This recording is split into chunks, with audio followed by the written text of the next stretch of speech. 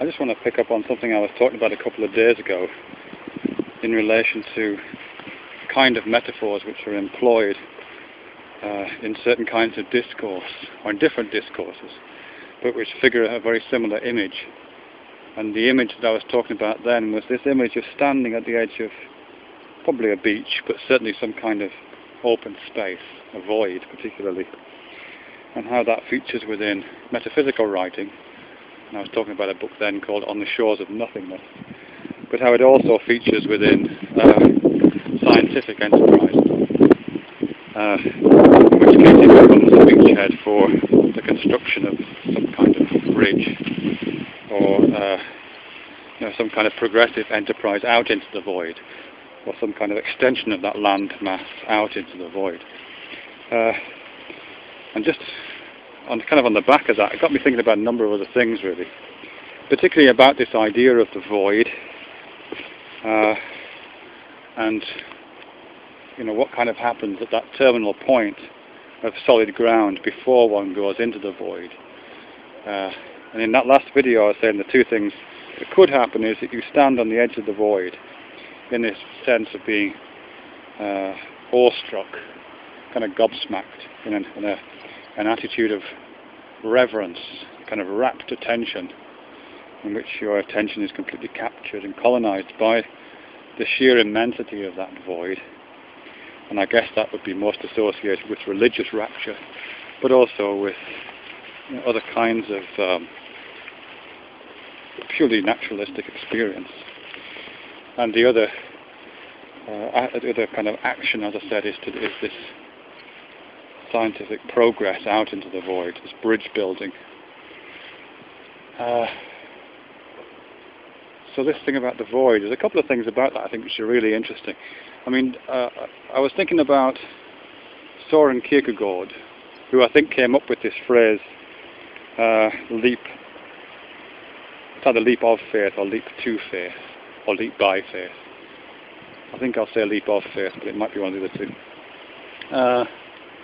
The leap of faith, and he's talking about, well, I think he's talking about a number of things actually. I think he's talking about partly about the kind of moral and psychological and personal development.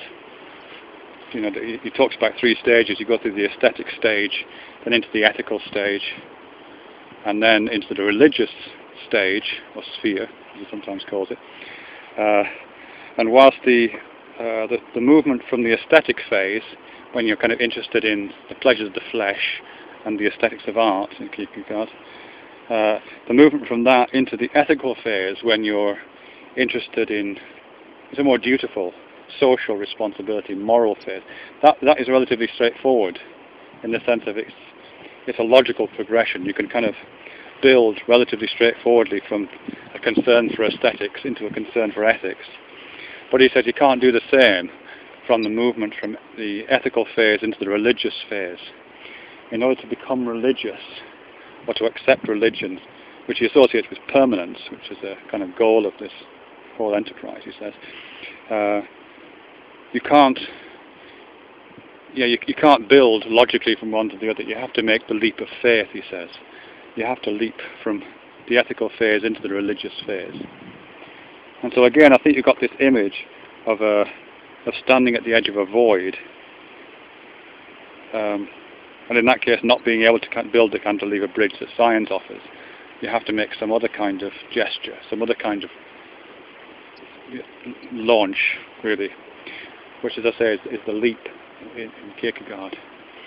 I think he also talks about it in terms of attitude. He associates that leap with fear and trembling. And that idea of fear and trembling in the face of the void comes up in quite a lot of religious writing generally. But Kierkegaard takes it into the deployment of this particular metaphor of the leap. So the leap is made in a state of fear and trembling. You're not just standing at the edge of the abyss, or the edge of the ocean, or the edge of nothingness, in a state of rapt wonder.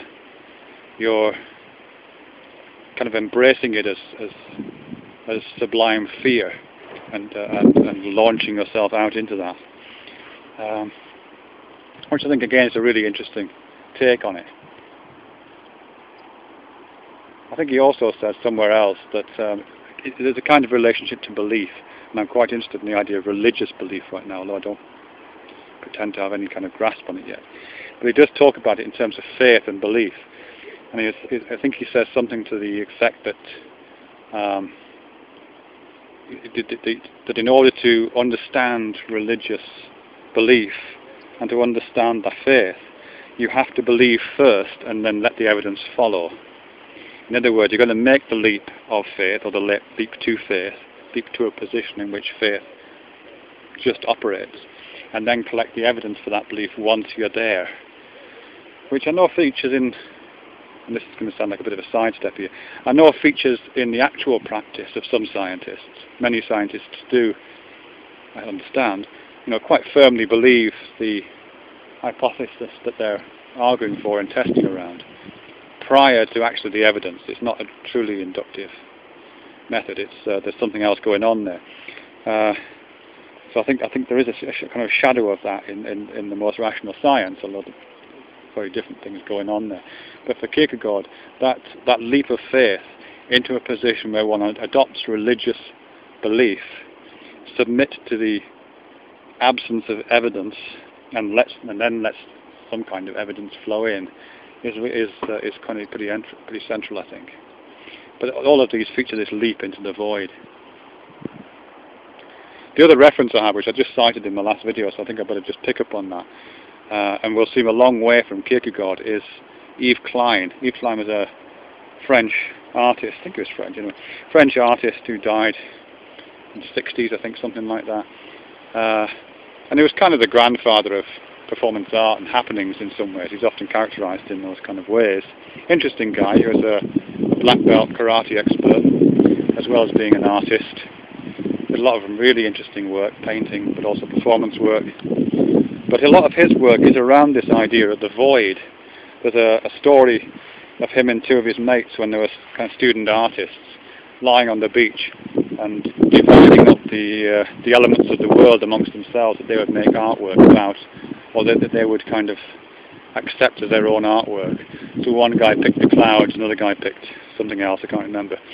And Yves Klein picked space and the air and the empyrean, and kind of figuratively signed space as his chosen medium. And that features a lot in his work. And he's probably best known for a very famous photograph, which is it's a mock-up, but it's a really beautiful photograph, called Leap into the Void, which shows him apparently just kind of launching himself in a swallow dive out of a second-story window above a street. Fantastic image. And that image, that leap into the void, is only part of a whole series of ideas that he had about this idea of the void. He saw art, if you like, the framing that art produces, as a way of capturing part of the void. Some of his early exhibition work was empty rooms. He would strip out a gallery, paint it white, conduct some kind of elaborate entry procedure into that space, and allow people to experience the void that had been created by the framing of an art event. And he did other things as well, but I think one of the things that Klein was up to with that, I assume he knew what he was doing, because I think he was into all that kind of Zen stuff, was again addressing the same kind of void, a very similar void to the one that we stand at the edge of many of the time, that knowledge stops at, that religious rapture stands caught up in, that science trying to build cantilever bridges out into, and that Soren Kierkegaard suggests a fear and trembling leap into.